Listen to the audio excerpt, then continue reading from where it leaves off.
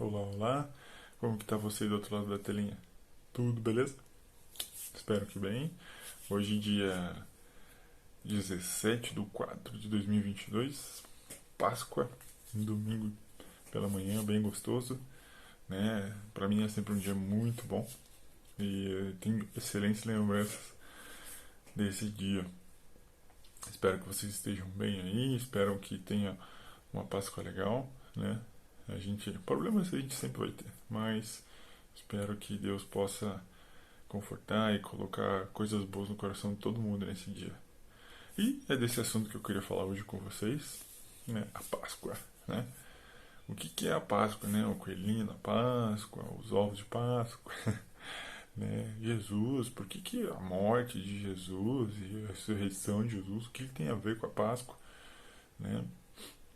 A Páscoa é a, a Páscoa no significado amplo dela é somente isso, né? Começou ali, né? Ou lá atrás, no Antigo Testamento, já tinham indícios sobre a Páscoa, sobre a passagem, né? Passar, né? A passagem. Então, é desse assunto que eu vou falar. Eu queria focar um pouco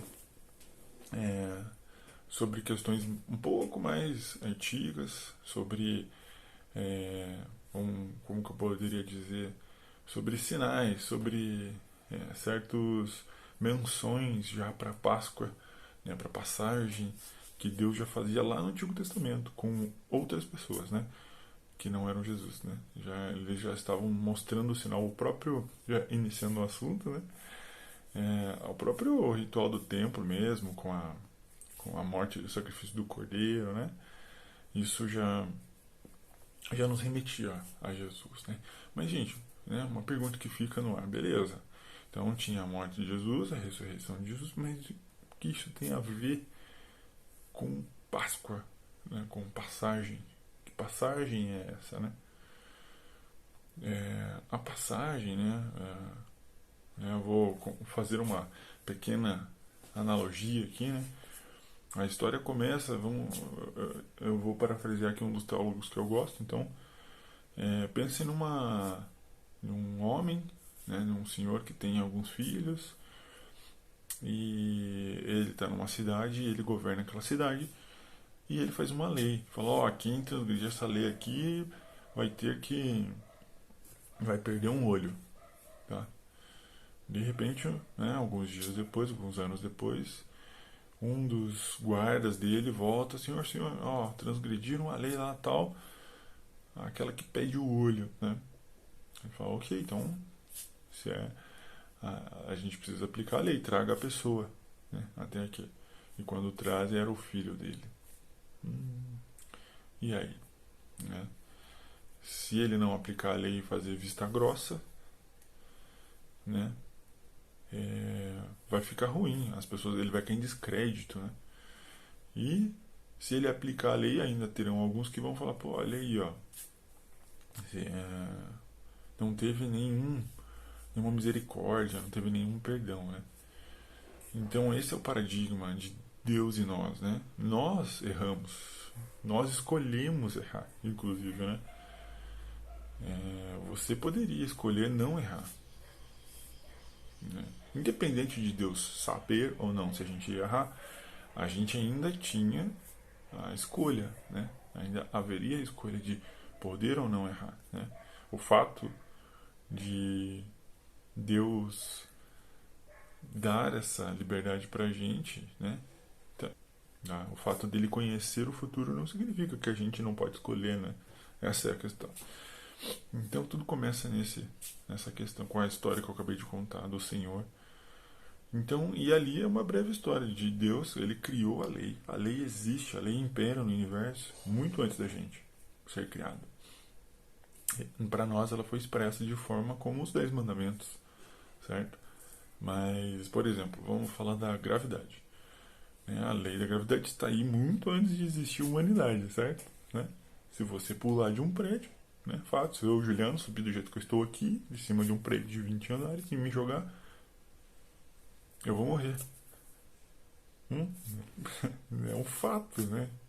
A questão é, não, essa lei aí ela é imoral, essa lei aí não é justa. Mas, gente, eu sabia que não podia. Mas eu fui lá e me joguei do prédio, entendeu? A culpa essa lei foi criada muito antes de eu existir. Eu que transgredi ela. Então, é isso que a gente está falando aqui. Né? Nesse sentido, as leis divinas, as leis de Deus existem muito antes da gente. E nós que viemos depois, conhecendo a lei, né? Porque Deus fala para Adão e Eva, lembra? Não comerás do fruto daquela árvore. Então, ele já tinha dado a ordem. Né? E qual que era a lei em vogue ali, né? Obediência. Isso foi transgredido. Né? Poderia ser qualquer coisa, né? Poderia ser, sei lá, não pise naquela terra, não grite muito alto, entendeu? Mas Deus escolheu algo para simbolizar a obediência. E a questão era a árvore e o fruto, entendeu? Nossa, Juliano, foi longe esse assunto da Páscoa, sim, foi longe. Mas é para explicar a passagem, né? Então a gente errou, a gente pecou. E da mesma forma com que eu parei a história lá e falei assim, se ele aplicar a lei, ele vai ser chamado de tirano, de injusto, olha o que ele fez com o filho dele. E da mesma forma, se ele não aplicar a lei, ele vai ser ridicularizado, porque ele não aplicou a lei, porque ele é um banana, etc. Entendeu? Então esse é o paradigma ali, né? Só que Deus é Deus, né? Deus é magnífico. E o que que ele fez? Ele se fez homem, né? Porque lembra de como, do exemplo que eu dei nos vídeos anteriores, de nós humanos somos como se fossem deuses para a formiguinha dentro de um vidro, né? E para a gente não assustar a formiguinha, para a gente falar para ela que ela está errando, a gente precisaria se transformar naquela formiga para dialogar com ela. Esse foi Deus. Ele se transformou em homem para poder falar com a gente, para poder pagar o preço por aquele olho que foi pedido lá na lei. Né? No caso foi a vida, né? Foi o próprio sacrifício dele. Né? Deus Pai, Deus Filho e do Espírito Santo. Né? Então, essa é a passagem. Né? Deus ele quer nos limpar do pecado. Né? Ele quer tirar o Egito da gente. Né? Ele quer que a gente saia do Egito. Né? Do estado de idolatria, de pecado, e vá para um estado de santidade, né? De transformação, né? Porque sem pecado, sem pecador, a gente só vai estar quando Jesus voltar, né? E aí seremos transformados. Então, mas até então, é um estado de a passagem, né? A Páscoa é do estado de Egito, de idolatria, para o estado Israel, né? Israel, o estado sem pecado, né? Teoricamente, né? Ou o estado de santidade, onde um processo de santificação, né? Então, é isso que Cristo busca, né? É esse significado da Páscoa, né? Nós abandonarmos esse mundo, deixarmos de lado esse mundo, né? De pecado, de idolatria, de Egito, para Deus, para nos santificarmos e entrarmos em um processo de santificação e irmos para o céu, né? Na vida do nosso Senhor. A Abraão e Isaac, né? Vamos comentar um pouco sobre essa questão, que eu acho bem interessante a gente fazer a conexão, fazer o link, né? Por quê? Porque Deus pediu o sacrifício, olha que interessante, Deus pediu o sacrifício do próprio filho dele, né? Se você me ama mesmo, então você pega aquilo que você ama, você que é um filho seu, que é algo que você imagina, né? Para eles era o único filho que eles tinham, era o filho da promessa, né? O filho que ia se multiplicar, se transformar numa grande nação. Mas a fé dele foi tão grande que ele falou: não, se eu sacrificar o meu filho aqui para Deus, ele vai ressuscitar meu filho. Então ele tinha uma fé muito grande. E aqui já entra um parênteses muito bacana. Os deuses lá, Moloque, Baal, Ashera, etc. Vários deuses que existiam da época. Né? Tanto que o próprio Abraão foi pedido para ele sair da terra, né, do pai dele lá, que era Terá, da terra de onde ele vivia, para uma outra terra, exatamente porque lá eles eram muito idólatras. Essa idolatria não era só uma idolatria de ter uma estatuazinha e falar, não sei o que. Não, gente, tinham coisas muito, né, muito escabrosas aí, né. Tinha sacrifício de pessoas, sacrifício de crianças, né. E Deus, sabendo que isso morava dentro de Abraão, ele provocou isso dentro de Abraão, né. Foi lá e sacrifica o teu filho para mim. Vamos ver, né. Um parênteses dentro do parênteses aqui, né? O coração de Abraão. Lembra que ele enche de presentes esse filho, né? Ele, em alguns momentos, conta sobre como ele se relacionava muito bem com esse filho e tudo mais. Então, havia um certo idolatria nesse filho. Então Deus provoca isso. Você tá, vamos provar esse coração para ver se você ainda está firme aqui comigo. E no fim, né, todo mundo sabe a história, Isaac não é morto, não é sacrificado, né? O anjo pede para Abraão parar e não sacrificar, porque Deus não pede sacrifício de uma pessoa. Deus não pede para você matar, né? Ir lá e pegar um filho seu e sacrificar em nome dele. Deus fez isso no meu e no seu lugar. Deus, ele conhecia o coração de Abraão, né? E pedindo esse sacrifício de Isaac, ele estava testando, né? Falando, vendo se o coração dele ainda estava naquele povo idólatra de sacrifícios, de idolatria que tinha lá na terra dele, né? E no final Deus contrasta com isso, né? Mostrando para ele, lá eles pedem isso, esses deuses fazem isso, mas eu não. Né? Deus fez o contrário, né? Então, essa é a Páscoa, né? Abandonar esse mundo, né? Abraão abandonou esse mundo de idolatria, de sacrifícios de pessoas, de crianças, etc., né? Para ir para Deus. Essa é a Páscoa, essa é a passagem desse estado de idolatria, pecado, santificação, para um estado de Deus, né? Jesus, de Bíblia mesmo, de mandamento, de seguir a lei. Né? Então, essa é a passagem. Tá? Então, cabe a gente olhar hoje o que é a idolatria na nossa vida, né? Qual que é? Qual idolatria você precisa largar? Em seus filhos, né? Não tô falando que tem que abandonar os filhos, mas, né, tem que deixar os filhos crescerem, né? Cortar o cordão umbilical, às vezes. A idolatria pode ser, sei lá, o dinheiro, sua empresa, o qual está tomando tanto seu tempo que você não lê a Bíblia, não interage com as pessoas da igreja, não participa das coisas da igreja, não está junto com seu marido, seus filhos ou sua filha, seu filho, né? Tem mais tempo em redes sociais, em Netflix, em HBO, em jogo de videogame. Né? Qual idolatria a gente tem que abandonar para ir para Deus hoje? Nós temos vários deuses hoje, muitos. Isso aconteceu 2000 anos, 2000 e poucos anos antes de Cristo, mais ou menos em torno de 2000 anos antes de Cristo, essa história de Abraão. Né? E daí 500 anos depois, ou seja, 1500 a 1400 anos antes de Cristo, aconteceu a história de Moisés. Então, o povo estava escravo no Egito. Né? E olha, mais uma vez, Deus contrastando, eu já vou para as 10 pragas aqui, tá? Deus contrastando. Cada praga daquela, ela dizia a respeito, deixa eu até pegar um material de apoio aqui, para poder falar isso para vocês com bem mais propriedade.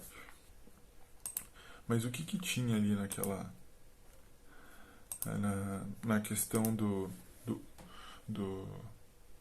das 10 pragas, né? Cada praga, se você for ver, uma atingiu o Nilo, né?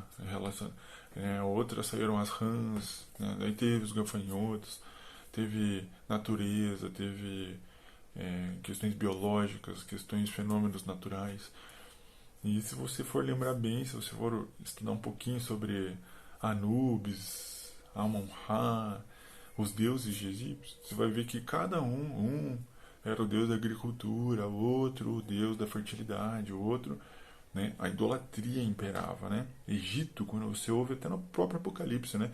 Lembrando que o livro do Apocalipse tem muitas figuras, né? Ali, se não todo, praticamente todo o Apocalipse são figuras de linguagem, são apenas ilustrações de algo que está por trás daquilo, né? É assim que João escreve o Apocalipse de forma. Isso se chama linguagem profética, né? As profecias são escritas assim, né? E veio uma grande besta do mar, né? Se você for estudar bem, você vê que mar são povos, né? Se você for ver que besta é o que? Quando um cavaleiro monta um cavalo, por exemplo, a montaria é chamada de besta. Hum? Que, que bacana, né? Então, por que isso acontece? Porque ele ganha uma vantagem, ele ganha força, ele ganha poder quando ele está montado. Né? O golpe dele fica muito mais forte, porque ele tem velocidade. Né? Ele fica numa estatura mais alta e mais difícil de acertar. Então, a besta representa poder. Hum? Enfim, é só um parênteses para a gente ver que a linguagem profética que tem o Apocalipse já aponta para isso, tá? E isso que eu estou falando está na própria Bíblia, tá? Não é o Juliano que acha isso. A própria Bíblia diz: mares, águas são povos, bestas são poderes, reis, reinos, entendeu? Então, mas esse é um assunto para outro vídeo, tá? Então, dessa mesma forma, o Egito era conhecido, né? Toda vez que ouve falar em Egito, a gente tem que lembrar de idolatria. Toda vez que a gente ouve falar de Sodoma e Gomorra, a gente tem que pensar em imoralidade sexual. Você entendeu?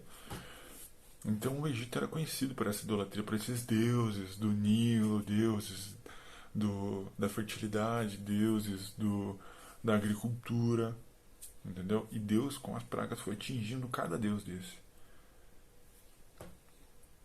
Entenderam? Então, essa é a questão. Até chegar na 10ª praga. Né? Aí eu vou ler para vocês aqui a 10ª praga. Essa eu vou ler numa versão só, tá? Mas é sempre bom a gente olhar em mais de uma versão. Tá? Aqui a gente está em Êxodo 11, tá? Eu vou ler. Deixa eu tirar esse papelzinho aqui. Nossa, a Bíblia tá surrada, gente. Surrada essa aqui. Vamos lá. O Eterno disse a Moisés: vou atingir o faraó e o Egito mais uma vez, e será a última. Depois disso, ele os deixará sair. Quando eles os libertar, o Egito será passado para vocês. Né? E eles vão querer livrar-se de vocês o mais rápido possível. Façam o seguinte: digam aos homens e mulheres do povo que peçam aos vizinhos objetos de prata, ouro, né, dos deuses egípcios. Deus fez com que os egípcios mostrassem generosos. Além disso, Moisés era muito admirado como figura pública pelos próprios egípcios. Né? Deixa eu pular para outra parte aqui. À meia-noite passará por todo o Egito e todos os primogênitos, né, morrerão, desde o primogênito do faraó, que se assenta no seu trono, até o primogênito da escrava, que trabalha no moinho, até mesmo os primogênitos dos animais. Nossa, forte, né? Haverá choro e pranto por todo o país. Um lamento como nunca se ouviu antes e nem se ouvirá de novo. Mas contra os israelitas, sejam homens, sejam mulheres, sejam animais, nem mesmo um cachorro latirá, para que você saiba que o Eterno fez clara distinção entre Egito e Israel. Tá? Então, aqui a gente já pode ver de forma clara, mais uma vez, o primogênito, exatamente como foi feito lá com Abraão, sendo em vogue, né, houve a praga, né? Houve morte, mais um simbolismo da passagem do estado de pecado sem Deus e sem pecado com Deus. Então essa é a passagem. Essa é a Páscoa, né? Depois a gente vai ver um processo acontecendo, né? Deus fala agora, vocês vão fazer pão sem fermento, né? E isso já tem tudo a ver também com tentando tirar a cultura egípcia de dentro do povo. Né? Vocês vão ver que ele não é de um dia para o outro que Deus fala, ó, façam de um dia para o outro pão sem fermento. Só que comam um cordeiro da noite tal para. Não, era a semana. Né? Foram vários dias comendo pão sem fermento. Né? E na passagem, né, Páscoa, na Páscoa, na passagem deles, que era o estado de Egito, idolatria, para sem Egito, né? Sem idolatria, com Deus. Abandonar as coisas do mundo, deixar de lado as coisas do mundo. Deixar o Egito que está em nós de lado, para ficar com Deus, né? Essa é a passagem. É para isso que essa menção de Abraão com seu filho Isaac significou. Essa morte dos primogênitos de todo o Egito, menos dos israelitas, né? Que estavam protegidos do estado de pecado, de idolatria dos israelitas, porque eles estavam imergidos na cultura, lembra? Eles estavam no meio do Egito há 400 anos. Então aquilo ali estava enraizado dentro deles, a idolatria. Né? No tanto que logo depois, os caras, né, Deus abre o mar. Os caras vinham o mar abrir. Cara, imagina, fala que eram duas paredes. Tem gente que fala, foi um ventinho que soprou lá, tentam racionalizar da melhor forma possível. Gente, a Bíblia é clara, eram duas paredes de água, uma de um lado, outra de outro, e o povo passando no meio. Depois, uma cortina de fumaça tapava ele durante o dia, um, um moinho de fogo, né, um roda-moinho de fogo ia na frente deles à noite, né? Maná, as codornizes, né, as aves para eles comerem. Cara, bater na água, na pedra e sair água. Olha quanta coisa esse povo viu e ainda assim, quando Moisés subiu no monte para pegar as tábuas da lei, né, e estar na presença de Deus, eles fizeram um bezerro de ouro, cara. Vocês estão entendendo de como isso era forte dentro deles? Né? Como isso é forte dentro de nós. E aqui está o estudo. Né? Eu vou ler um texto aqui e a gente vai fazer uma reflexão, tá?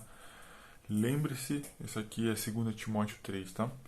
Lembre-se disto, nos últimos dias haverá tempos difíceis. As pessoas serão egoístas, amantes do dinheiro, orgulhosas e arrogantes. Né? Elas falarão mal de Deus, desobedecerão aos seus pais, serão ingratas e incomodarão e não se incomodarão com as coisas de Deus. Elas não terão amor pelos outros, não perdoarão ninguém, serão caluniadoras, não terão domínio próprio, serão cruéis e inimigas do bem. Elas também serão traidoras, atrevidas, estarão cheias de orgulho, amarão mais os prazeres do que Deus. Elas farão de conta que são religiosas, né? Mas rejeitarão o poder de Deus. Então, olha quanta coisa aqui, né?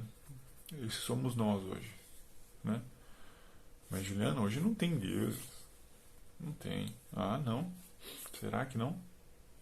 A gente já falou em alguns vídeos anteriores também. Hoje existe muito mais deuses. Muito mais. Vamos falar de alguns, né? Redes sociais, né? Os celulares aí, WhatsApp, etc. Né? A acessibilidade hoje em dia nem se fala mais tanto disso, mas as pessoas introduzidas a drogas e a vários tipos de drogas, a gente já falou de em um vídeo anterior também, né? De algum idoser e outras questões, né?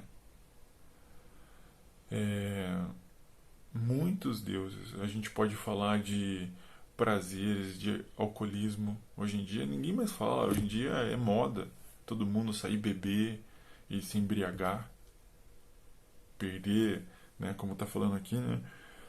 Orgulhosas amarão mais os prazeres do que a Deus, né? Que fala sobre as pessoas não terão domínio próprio, né? Eu não consigo mais dizer não para, sei lá, algum prazer fora do meu casamento, né? Pornografia, deuses, vários deuses, dinheiro, que está falando também, amantes do dinheiro, orgulho, né? Pessoas sem piedade, sem, não perdoarão as outras, deuses, né? Vários deuses, Netflix, né? A gente prefere ficar na frente 3, 4 horas assistindo alguma coisa do que ficar estudando a Bíblia. Deuses, né? Orgulho, prazeres, dinheiro, né? Prazer, todos esses são os prazeres, são ídolos, né? E aqui ainda está falando ainda que exatamente como o povo no Egito lá tinha acabado de ver tantos milagres, tinha acabado de ser liberto, eles queriam voltar para o Egito, gente, para ser escravo. Hum? Mesmo vendo tantos milagres acontecer, eles foram lá e criaram um bezerro de ouro para eles. Esses somos nós, né? Não crendo na palavra de Deus, né? Não querendo se aproximar, não estando junto, a gente vai lá e se inunda de festa, de balada, de, né, egoísmo, né? A gente reclama que não tem dinheiro para dar o dízimo, por exemplo, mas você vai ver o nosso cartão lá lotado de parcela para pagar de Renner, de rede social, de Netflix, de HBO, de um monte de coisa. E aí? Né? O carrão na garagem, parcelado lá talvez, ou já quitado, enfim, mas está lá, mas não tem dinheiro. Então onde está o meu e o seu coração, gente? Né? Essa é a reflexão que eu fiz. Né? É esses deuses, é essa passagem que a gente precisa fazer, né? Negar-se a si mesmo, né? Então a gente precisa deixar esses deuses lá no Egito, né? Não querer voltar para isso, né? Algumas pessoas, a gente pode ver ali, é, elas nasceram num contexto israelita, mesmo estando no Egito, né? Nasceram lá, mas abandonaram para ficar com o bezerro. Mais para frente a gente vai ver isso várias vezes no povo, né? Depois ali de Salomão, né? Vários reis apostatando, deixando os homens criarem altares e deuses para outras divindades, né? Que tinham que sacrificar seus filhos, etc. Nos montes, né? Que falam. Hum? Aí a gente julga eles, né? Pelo menos eu tenho isso no meu coração muito forte, né? A gente julgo eles, mas hoje eu estou em outros deuses aqui, né?